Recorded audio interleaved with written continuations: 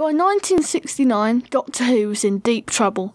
The ratings were down significantly and the leading star was gone, and it was a strong fear from fans that the BBC would spell death for the series. But the year 1970 would see the return of the series in Spearhead from Space. The first time the plastic mannequins were shown smashing out of the shop windows, and the first time the series would be in colour. The Doctor, now banished to Earth by the Time Lords, finds himself caught up in an Auton invasion. He finds his old friend the Brigadier, and with the help of UNIT, they defeat the Autons and the Nesting Consciousness. Season 7 is one of the most famous and popular of the 17s era as a whole. The more adult tone and the long 7-part stories proved popular, but not for the BBC. Complaints were made from Mary Whitehouse and the like, and it was time that the tone was made more child-friendly, but only slightly. 7-parters were gone, and 4 and 6-parters were in its place. But before the season ended, a classic story called Inferno was made. UNIT is providing security cover and an experimental drilling project designed to penetrate the Earth's crust and release a previously untapped source of energy. Soon, however, the drill head starts to leak an oily green liquid that transforms those who touch it into vicious primeval creatures with a craving for heat. The Doctor is accidentally transported sideways in time by a partially repaired TARDIS control console into a parallel universe where the drilling project is at a more advanced stage. Thwarted by his friend's ruthless alter egos, he works to save both universes. This is an incredibly popular story, as each part leads fluidly from one to the other. The Primals are fantastic villains, even with their cute little noses. Of course, the Doctor stops the drilling eventually, but only by the skin of his teeth. Season 7 concluded in mid-1970, and a 6-month wait was given. Next season, Season 8, was to begin with Terror of the Autons, not only featuring the Autons, but also had the first regular appearance of the Master, played by Roger Delgado. He always seems to steal the show for me, and many fans. The spine-chilling and calculated performance is considered better than the zany and often mad performances of the new series Masters. I am usually referred to as the Master. Oh, is that so? Universally. Well, I am Luigi Rossini, internationally, and conjurers I don't need, okay? The years 1971 to 73 is considered the most popular of the Pertwee era. Katie Manning's Greg Grant, the UNIT family, and the Master create a cosy dynamic, and whenever you watch these stories you realise how fantastic this is. Manning joined in Terror, and you see her grow up until she leaves in The Green Death, but more on that later. One of the best stories in this season is the finale, The Demons. The Master, posing as a rural vicar, summons a cloven-hoofed demon in a church crypt. Seeking to gain the ancient Titan's demonic powers, he gathers a cult and then corrupts or controls the residents of Devil's End to bow to his will.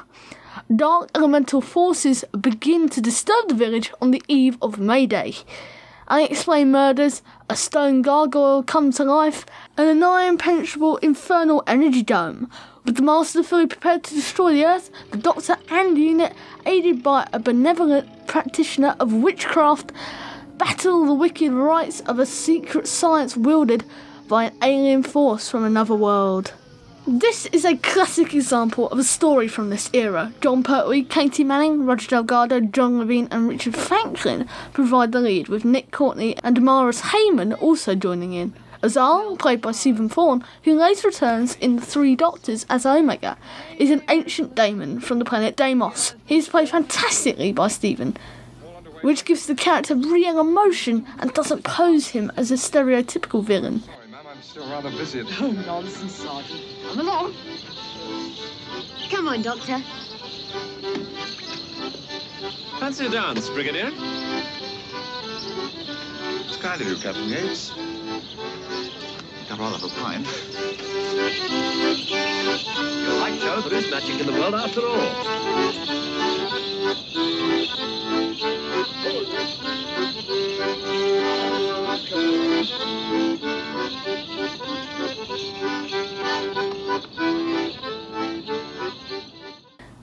The 10th anniversary year of the show.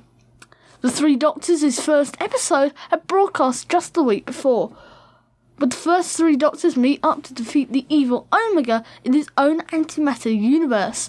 At the end of the story, however, the Doctor would finally be set free by the Time Lords. The reason for this was that Terrence Dicks and Barry Letts were finding it difficult to write stories that would not become repetitive or copies of stories written already. Behind the scenes, however, Katie Manning decided time was up, and she left at the end of the tear-jerking Green Death. And Barry and Terrence had the same feeling also, and left at the end of season 11.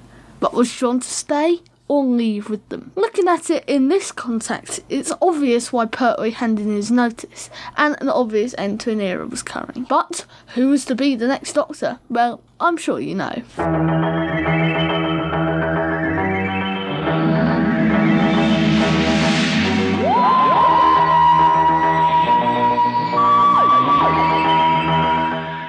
40-year-old Tom Baker took over the reins from Jon Pertwee and was extremely nervous about taking on such a prized role.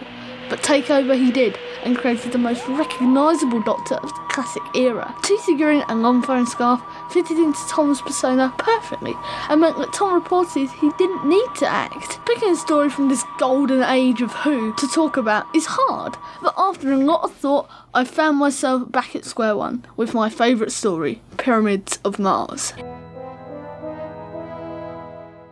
In the Victorian Gothic mansion, strange things are afoot. The master of the house, away in Egypt, has been replaced by a sinister Egyptian. Gothrat mummies roam the grounds, killing people. Beneath a pyramid, the last of the Assyrians, Sutek the Destroyer, waits to be freed. To, at long last, bring his gift of death to all who live. This is quite possibly the greatest example of the Gothic natures of the story of this time. Tom, while slightly mopey at the beginning, aids his performance by giving the audience a real feel for how serious the situation is. The fate of the universe in the Doctor and Sarah's hands. If the Doctor loses, Sutek would inevitably tear the universe apart piece by piece. Gabriel Wolfe pulls in an absolutely spine-chilling performance, Michael Sheard coming back for a third time, playing Lawrence Scarman, and Bernard Archer playing his dead brother, puppeted by Sutek. In the end, the Doctor uses his greatest weapon, his wits, which helps to defeat the might of Sutek. As the year of 1976 concluded with The Deadly Assassin, and 1977 continued, starting with The Face of Evil, Philip Hinchcliffe's time was coming to an end. After The Talons of Weng Chiang was viewed by Mary Whitehouse type people, it was viewed as too adult for what was ostensibly a children's programme. Philip got the sack and was moved to a more adult programme, Target. Bob Holmes ended his time during the next season in Image of the Fendal. The golden age was sadly over. Unfortunately, the latter half of the Baker era doesn't have the greatest of stories, as Graham Williams felt the need to make the programme sillier than ever before. However, behind the scenes problems were cropping up immediately.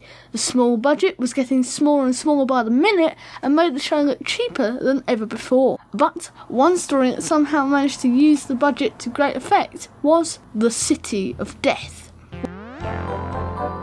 While taking in the sights of Paris in 1979, the Fourth Doctor and Romana sense that something is tampering with time. Who is the mysterious Count Scarlione, and why does he seem to have counterparts scattered through time?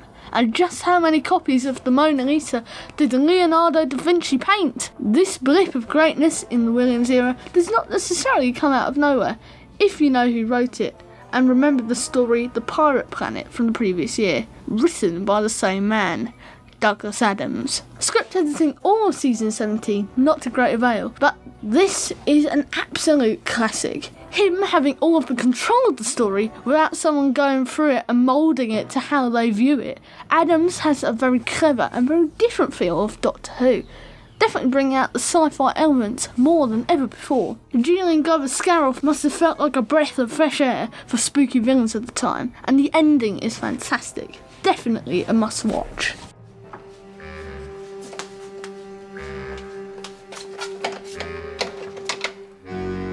Carlos?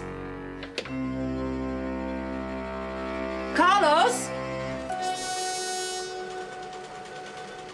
Carlos?